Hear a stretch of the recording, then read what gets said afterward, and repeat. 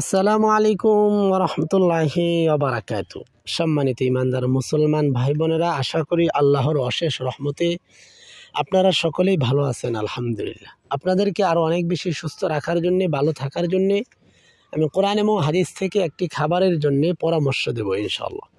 আপনারা যদি নিয়মিত এই খাবারটি পরিমিত করে প্রত্যেক দিন সেবন করতে পারেন, খেতে পারেন, আল্লাহ পাক আপনাকে অনেক বেশি সুস্থ রাখবে এবং ভালো রাখবে। দেখুন, আল্লাহ পাক আমাদেরকে বানাইছেন, পুরো পৃথিবীর সৃষ্টিকর্তা একমাত্র আল্লাহ পাক। আল্লাহ পাক জানেন কোন প্রাণীটা, কোন জিনিসটা কিসের মাধ্যমে ভালো থাকবে এবং সুস্থ রাখবে। সেজন্য আল্লাহ পাক কোরআনের ভিতরে বলেন, ওয়ানুনাজ্জিলু মিনাল কোরআনি মা হুয়া শিফাউ ওয়া রাহমাতুল লিল মুমিনিন। আমাদের জীবনকে পরিচালনা করার জন্য আল্লাহ পাক ঐশী বাণী কোরআন দিয়েছেন আল্লাহর পক্ষ থেকে।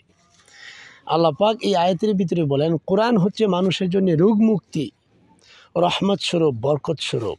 অথচ দেখুন, আমাদের দিন শুরু হয় অনেকে আলহামদুলিল্লাহ কোরআন তেলাওয়াত শুনে অথবা নিজে করে দিনটাকে শুরু করে ফ্রেশ, কত সুন্দর দিনটা কাটে।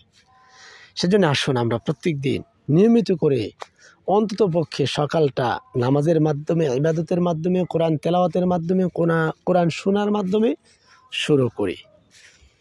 এবার আসুন আমরা কিভাবে সুস্থ থাকবো, ভালো থাকবো। আল্লাহ পাক কোন খাবার খাওয়ার কথা নবীজিকে বলেছেন আর নবীজি আমাদেরকে জানিয়েছেন। কোরআনের ভিতরে আল্লাহ রসুল সাল্লাল্লাহু আলাইহি ওয়াসাল্লাম কোরআন থেকে রসুল সাহাবীদেরকে বুঝাইছেন, যদি তোমরা সুস্থ থাকতে চাও প্রত্যেক দিন কোরআন যেভাবে মানুষকে রোগ মুক্তি দিবে সেটা হচ্ছে সূরাতুল ফাতিহা। আরেকটি খাবার খেলে আপনি অনেক বেশি সুস্থ থাকবেন ইনশাআল্লাহ, সেই খাবারটির কথাই বলবো। তো সূরাতুল ফাতিহা নিয়মিত কেউ যদি একবার, অন্তত পক্ষে একবার তেলাওয়াত করে পানিতে ফু দিয়ে সেই পানিটা সেবন করতে পারে, খেতে পারে নিয়মিত করে, আল্লাহ পাক অবশ্যই অবশ্যই তাকে সমস্ত ধরনের মৃত্যু ব্যতীত সকল রোগের জন্য ঔষধ হিসেবে কাজ করবে। আপনার হয়তো বা আস্থা কম, বিশ্বাস কম, সেজন্য আপনি খান না। এই কথাটি শোনার পরেও আপনি ভাবতেছেন যে হুজুর এই কথা অনেক জানি। আপনি অনেক জানেন, কিন্তু আপনি মানেন না, আপনি আমল করতে পারেন না। সেজন্য আমল করতে হবে। সেজন্য বেশি থেকে বেশি খবরে ভালো থাকার জন্যে, দুনিয়াতে ভালো থাকার জন্য আপনাকে কাজ করতে হবে, আপনাকে আমল করে যেতে হবে। এবার আসুন যে খাবারটির কথা আল্লাহ রসুল সাল্লাল্লাহু আলাইহি ওয়াসাল্লাম বলেন যে সূরাতুল ফাতিহার অপর একটি নাম হলো সূরাতুল শিফা। সূরাতুল ফাতিহা যেমন রোগ মৃত্যু ছাড়া সকল রোগের ঔষধ হিসেবে কাজ করে, রসুল বলেন হাদিসের ভিতরে দুইটা খাবারের কথা বলেন, তিনটা খাবারের কথা বলছেন। এক নম্বর সূরাতুল ফাতিহা, দুই নম্বর হচ্ছে কালো জিরা।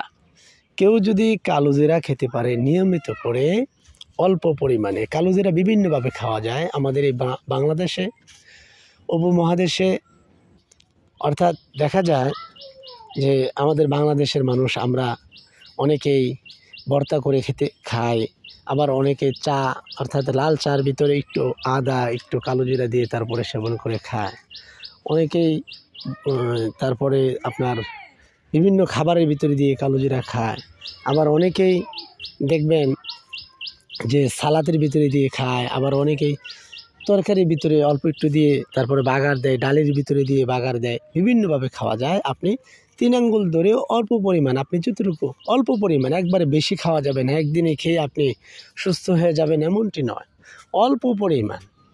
অর্থাৎ চার ভিতরে যে পরিমাণ দেয়, অল্প পরিমাণ দোকানদার দেয়, সেরকম 10 থেকে 15টি অথবা 20টি দানা নিয়ে আপনি প্রত্যেক দিন খাবেন। ইনশাআল্লাহ আল্লাহ পাক আপনাকে অনেক বেশি সুস্থ রাখবে। শুধু তাই নয়, এই কালো জিরার মাধ্যমে আপনার শরীর থেকে খারাপ যত ধরনের, আপনার ডায়াবেটিস বলেন, ক্যান্সার বলেন, শরীরের ভিতরে যে কোনো অর্গান, সমস্ত খারাপ বিষয়গুলোকে আল্লাহ পাক এই একটি খাবারের মাধ্যমে আস্তে আস্তে আপনাকে সুস্থ করে তুলবেন ইনশাআল্লাহ। আর বিশেষ করে পুরুষের যেটা পুরুষত্ব, অর্থাৎ বীর্য এবং শুক্রাণু যদি কম থাকে তাহলে সন্তান হয় না, দেরিতে সন্তান হয়। সেজন্যে যে সমস্ত ভাইয়েরা আমার কথাগুলো শুনতেছেন, অবশ্যই আপনি সুস্থ আছেন, আরও বেশি সুস্থ থাকার জন্য প্রত্যেক দিন 15 থেকে 20টি দানা খান, অল্প পরিমাণ 3 আঙ্গুল দিয়ে নিয়ে যতটুকু নেওয়া যায় চার ভিতরে দিয়ে, অর্থাৎ লাল চায় যে পরিমাণ দেয় সেই পরিমাণ নিয়ে প্রতিদিন আপনি খান। আল্লাহ পাক পুরুষত্ব দান করবেন এবং অনেক শক্তি হবে শরীরে। আল্লাহ পাক আমাদের সবাইকে বেশি থেকে বেশি সূরাতুল ফাতিহা প্রত্যেকদিন পড়ে এবং কালো জিরা খাওয়ার তৌফিক দান করেন। সবাই বলি আমিন। সাথে সাথে রসুল 3টি খাবারের ভিতরে 3 নম্বর বলছেন মধু। আমরা অল্প পরিমাণ মধু খাওয়ার চেষ্টা করব ইনশাআল্লাহ। আল্লাহ পাক আমাদের সবাইকে সুস্থ থাকার জন্যে, ভালো রাখার জন্যে আমল করার তৌফিক দান করেন। আর অবশ্যই আমরা সকল মানুষকে ভালো রাখার জন্যে, সুস্থ থাকার জন্যে ভিডিওটি শেয়ার করে দেব, ছোট্ট করে লাইক করে দেব, কমেন্ট করে আপনার মতামত জানিয়ে দিবেন আর সাবস্ক্রাইব করে পাশেই থাকবেন। আসসালামু আলাইকুম ওয়া রাহমাতুল্লাহি ওয়া বারাকাতুহু।